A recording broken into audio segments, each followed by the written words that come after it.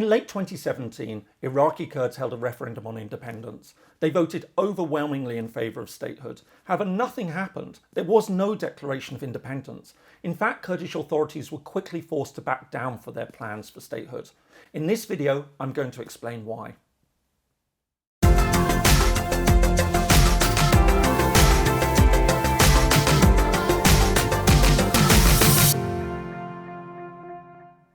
Hello, my name is James Ker-Lindsay. Welcome to Independent Thinking, a channel dedicated to international relations, independence and the origins of countries.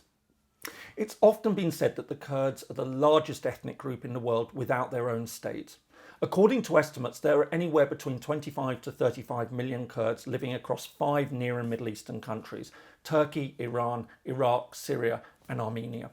In addition, there are perhaps another 5 to 10 million diaspora Kurds living in Europe, Lebanon, Russia and elsewhere. And yet there is no independent Kurdish homeland.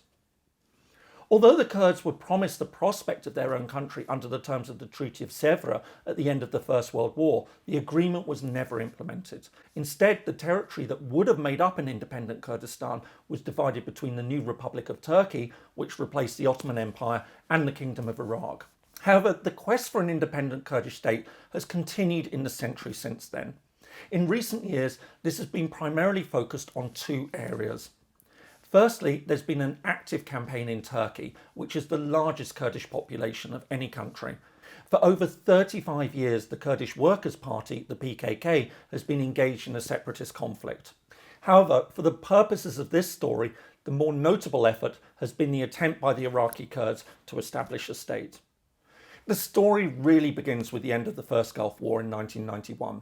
In the aftermath of Saddam Hussein's defeat, the Kurdish community in the north of the country rebelled alongside the Shias in the south.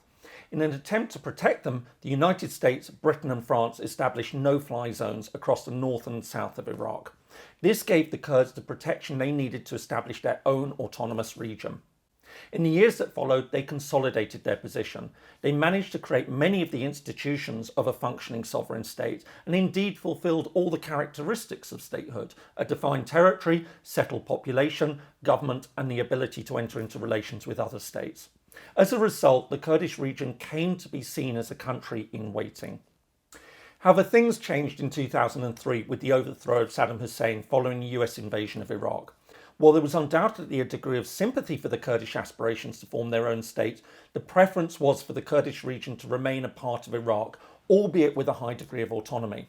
This was fed by a number of factors, including concerns about the fate of the rest of Iraq if the Kurdish areas broke away, as well as worries about the wider regional implications of secession. In particular, there were fears that Turkey would step in to quash an independent Kurdish state. Nevertheless, an informal referendum on independence held in 2005 showed that 99% of the 1.9 million Kurds who took part supported independent statehood. In the years that followed, the Kurdish Regional Government continued to prepare the way for independence, and by 2014 it seemed that they were ready to press ahead with an attempt to break away from Iraq. In July that year, the president of the Kurdistan region announced that he intended to hold a referendum on statehood.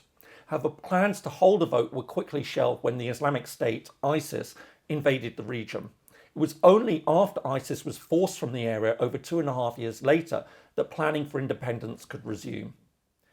In June 2017, it was announced that the referendum would take place on 25th of September that year.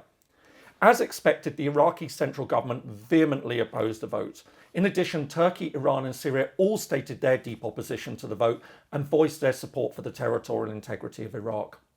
Crucially, the United States and Britain, both permanent members of the Security Council, while not dismissing the aspirations of the Iraqi Kurds, both stated they felt that such a referendum was premature. The priority had to be on defeating ISIS.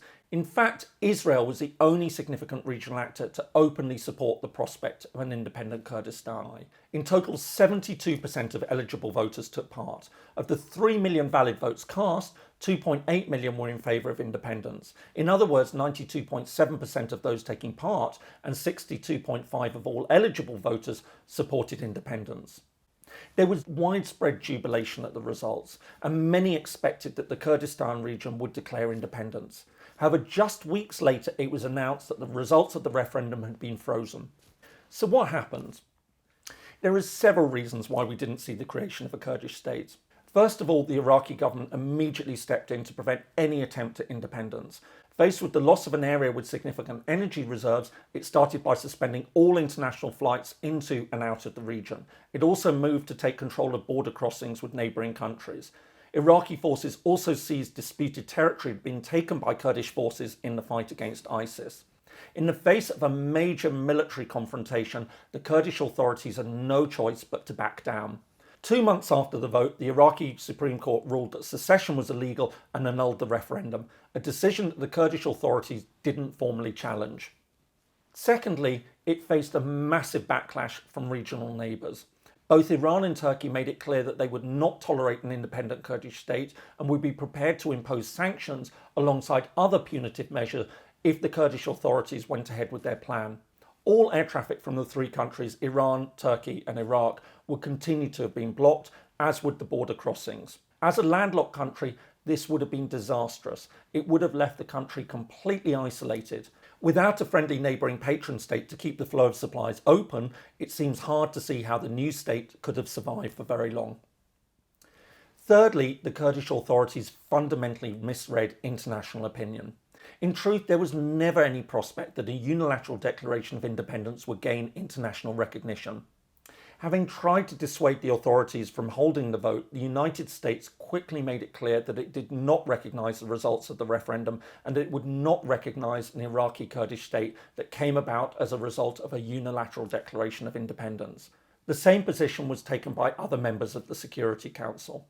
Interestingly, the vote took place at the same time as Catalonia was also voting for statehood.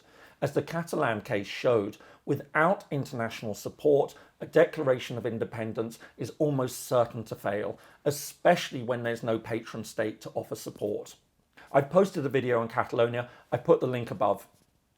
Ultimately, therefore, Iraqi Kurdistan's efforts at statehood were thwarted by the fact that it was not strong enough to fight off opposition from within Iraq. It was in no position to weather the isolation it would have faced from regional neighbours, and it had no prospect of gaining international support. Under these circumstances, there was little choice but to defer a decision to press ahead with independence. I hope you found this video useful. If so, I've posted a couple more that you may find interesting. And don't forget to subscribe to get new videos every Friday. And do let me know in the comments section if you have any questions or if there are any other topics you'd like to see me cover. Thanks for watching and see you again next time.